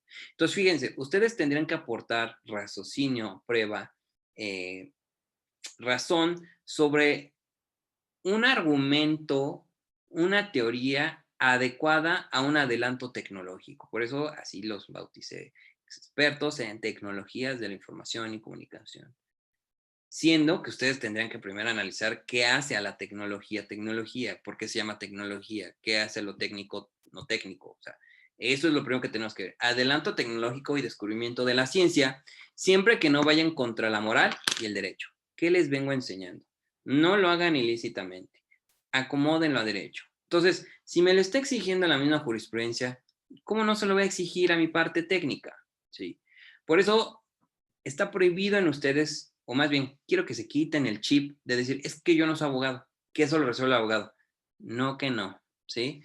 Acá es, entiendo, me empapo del derecho, lo hago mío y lo reproduzco. Y para los que son abogados aquí es al revés. No es que eso que lo ve el perito. No, no, no, no. Métanse a explorar todos los fierros de ellos, porque al final ahí es donde nosotros le tenemos que dar juridicidad. Pero bajo este planteamiento de metodología jurídica. El planteamiento de metodología jurídica es ver el embalaje de garantismo penal. El embalaje del garantismo penal es de respetar todas las garantías procesales del hecho y adecuarlas al derecho. Eso es lo que tenemos que ir haciendo, ¿sí? Y dice, el medio de... mientras no vaya contra la moral y el derecho, úsalo. Y ahí dice, obliga a las partes que las ofrezcan a acompañar los elementos necesarios para su desahogo. Y disponen que para su perfeccionamiento existen, entre otras herramientas procesales, el cotejo o compulsa en su original. Ahí les estoy dando la respuesta. No tengo cómo hacer el cotejo, el enfrentamiento entre conocimientos, entonces no, desde ahí ya sé que no me voy no me voy a aventar por ese vestigio. Primer elemento de la prueba electrónica, sensibilidad electrónica. ¿Me deja marca? Sí. Entonces, si deja marca, sí puedo interactuar. Segundo, ¿se va a confrontar con otro? Hay manera de poder ver la visualización técnica con la no técnica. Ahí está la compulsa con lo físico, ¿sí? No, bueno, entonces vela pensando. No lo descartes, pero sí ve viendo cómo lo vas a incorporar. ¿Qué es lo que hace mal a veces el perito en informática? ¿Qué quieres? ¿Que te pase todo el código hash? Sí, bolas. Ahí te van 1.005 páginas que trae todo el código. No manches, ahí no puedo, o sea, sí entiendo que el código hash es la huella dactilar de cada proceso técnico electrónico, pero no friegues, ¿cómo voy a incorporar todos esos números a juicio? ¿Se perdió? Ah, no, pues es todo lo que hay, eso es lo que hay. Y no, espérate, a ver, primero vamos a estudiar metodológicamente, jurídicamente, ¿sí? Entonces, es ver, a ver, por el estado de avance de la ciencia, me concreta a que este elemento es cierto. ¿Qué te hace que ese elemento sea cierto? Ah, pues muy sencillo. El sistema en el que se alojó fue este. A ver, ¿qué sistema? ¿De cuándo data? ¿Cuál fue la última actualización? Ok, a ver, ya lo pones. Nada más ponlo por escrito un párrafo. Un párrafo.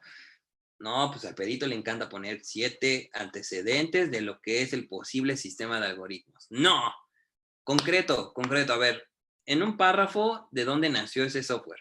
Este software nace por tal persona, y se basa en esto, esto y esto. Ah, ok, eso me va dejando mayor huella.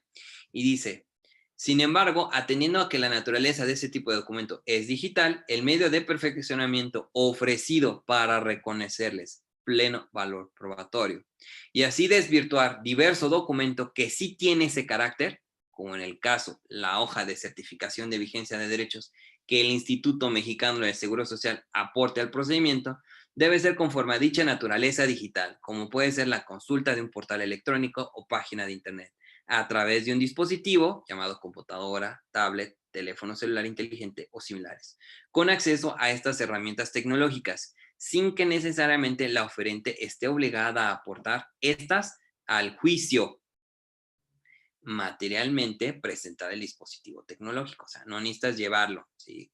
De ahí que el medio de perfeccionamiento ofrecido para este tipo de documentos digitales no puede ser el mismo como si su origen se encontrara en un documento cierto físico original. Ni modo que le lleves, o sea, lo que te está diciendo, a ver, es, aquí está, ¿dónde está la constancia digital? Ahí. Mételo, ahí está, ¿no? Ahí incorpóralo. No, pues a ver, el teléfono no habla solito. Lo que tenemos es la extracción del teléfono, dónde están los elementos de valor, qué hace ese elemento de valor propio. Y por tanto, su falta de perfeccionamiento mediante alguna de esas herramientas impide reconocerles valor probatorio alguna. Entonces, a contrario sensu, entonces la interpretación del abogado, lo que le estoy tratando de decir es, si no voy a poder, a ver, vamos a meter al expediente el teléfono, ahí está la prueba. No, señores. O sea, lo que habíamos visto con Marco, y por eso, antes de que hablemos con Marco, y que le dé intervención a Marco, es, a ver, el teléfono no lo puedo meter al expediente. Lo meto en una bolsa de Faraday, ¿no? Primero no lo toco, porque puede tener huellas dactilares. Sí, eso ya lo verán con Marco. Pero conmigo necesitamos ver el medio de perfeccionamiento de la prueba. Otra vez, y espero estén anotando, el medio de perfeccionamiento de la prueba digital. Es decir, ¿en qué lo basas? Por eso empecé con la hipótesis. ¿Y cómo me hablas de tecnología? Y es que esto pasó ya. No. Simple, mano. Un testimonio. Construye de una vez el posible testimonio y en el testimonio rebotas tu propia expertise pericial. Pero ahí es donde van de la mano, tú dirigiendo el proceso de manera sinérgica, sin que tú seas el líder, ¿sí? El líder es el abogado, el que se equivoca y va a dar la cara es el abogado, pero tú desde atrás estás diseñando la estrategia y le dices, abogado, a declaración del quejoso puedo establecer esto y esto y esto y esto. Y por lo tanto, la use interpretativa nos dice, pero es consideraciones y potestades del quejoso. Por lo tanto, sugiero que este sea ofertado en vía de exploración testimonial. Entonces, ya le estás abriendo los ojos al abogado de, sí, entonces meto tu pericial y meto el testimonio. ¡Bingo! Y entonces ya tenés mayor fortaleza en la prueba electrónica. ¿Sale? Bien, son las 13:58 y si no tienen algún comentario o alguna objeción, yo daría por concluida esta clase. ¿Hay algún comentario u objeción respecto de esta clase? Pregunta, aclaración. No, todo bien por mi parte. Muy bien, ¿alguien más? No, Bueno. yo también estoy claro en toda la información. Bueno, maestra Mari Carmen, ¿alguna duda, comentario, algo? No, maestra, les comentaba que por mi parte todo está muy bien. Bueno, solo tal vez una aportación que se lo envíen en privado a su WhatsApp. Sí. Tal vez, digamos, como referencia general, me atrevo a sugerir para la audiencia del curso una guía del INSI, que precisamente trae todos los conceptos relacionados con el malware, las posibles consecuencias, ¿no? Es decir, ransomware solamente es uno de los diferentes tipos de entes, y es un documento como muy sencillo de leer, de interpretar y, bueno, de entender las diferencias entre cada tipo de malware existente. Y bueno, de manera adicional, hoy lo que me llevo de la clase primero es la media de cómo calcular los años específicos para, por ejemplo, pagar no sé cómo decirlo, ¿no? Pagar un delito, en todo caso, una sentencia. Una pena. Y lo otro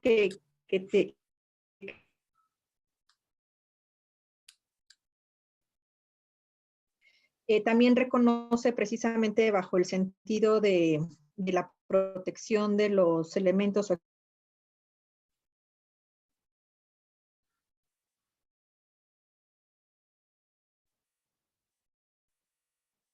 Maestra Mari Carmen, creo que perdimos el audio. ¿Puede repetir, por favor? Para asegurar la información, esa sensibilidad principalmente es que no olvidemos proteger las características de confidencialidad, integridad y disponibilidad. Entonces, cuando usted se...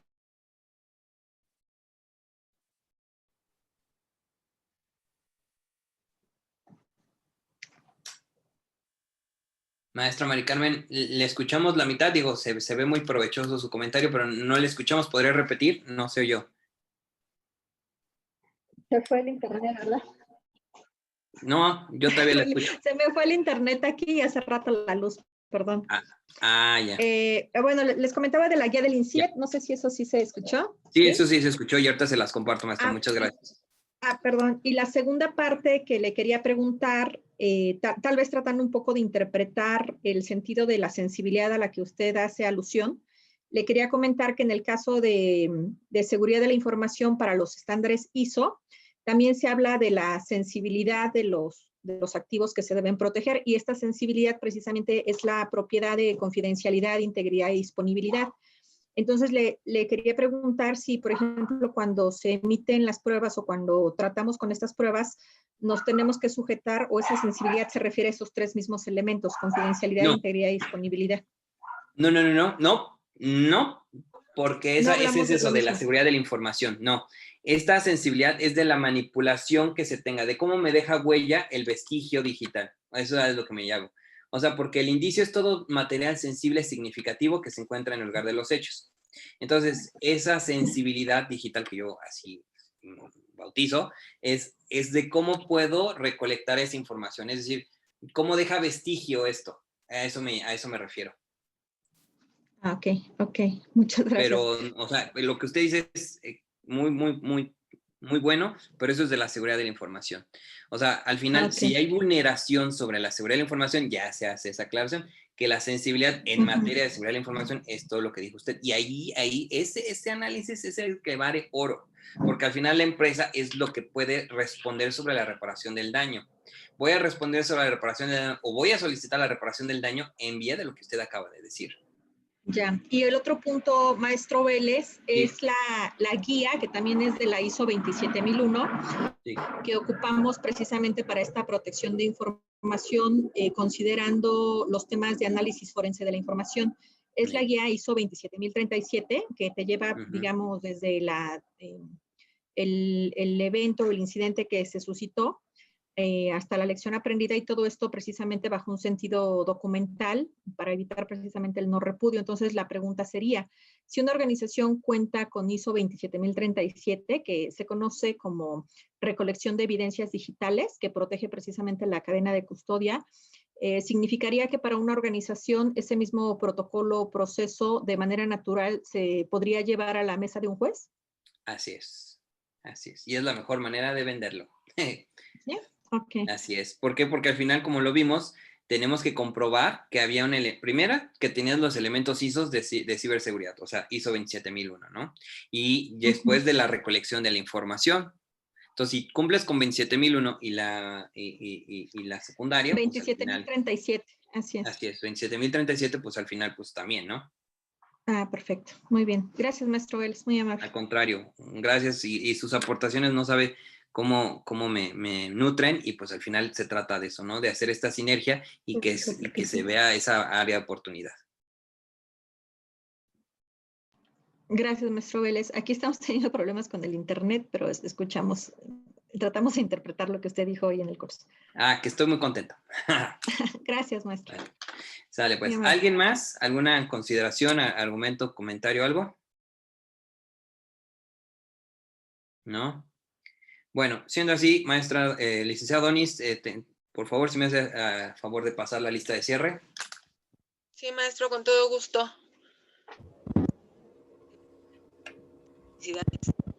Procedo al pase de lista. Fernando Ojeda Villagómez.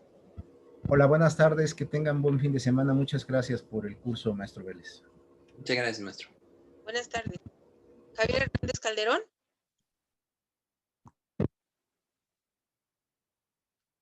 Javier Hernández.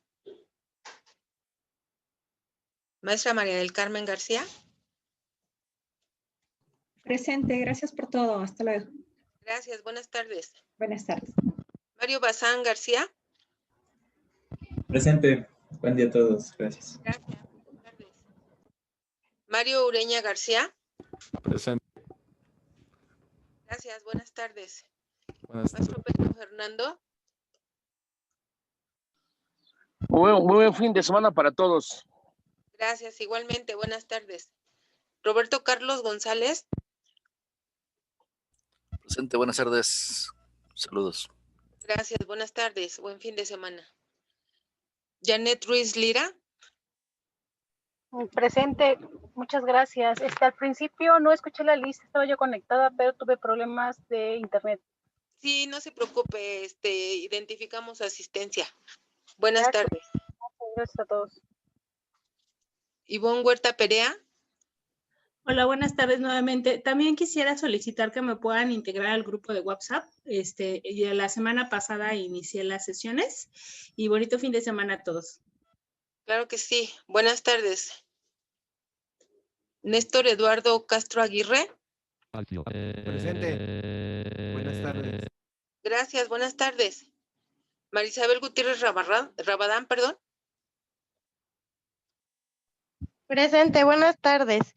Igualmente le pediría apoyo para integrarme al grupo de WhatsApp y muchas gracias, profesor. Excelente fin de semana para todos.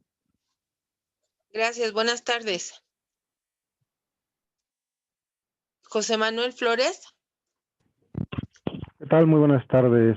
Presente, muchísimas gracias. Y igual a petición a las demás compañeras también que se me agregara al grupo de WhatsApp. Okay. Muchas gracias. Excelente fin de semana. ¿Alguien más que falte? Buenas tardes. Josafat Cruz, no escuché mi nombre, tal vez es porque la semana pasada no me conecté, tuve problemas, pero estaba inscrito. Ok, ¿me puede proporcionar su nombre completo, por favor? Con gusto. Josafat, así como se escucha, Josafat, con T al final, sí. Cruz Ochoa. Ok.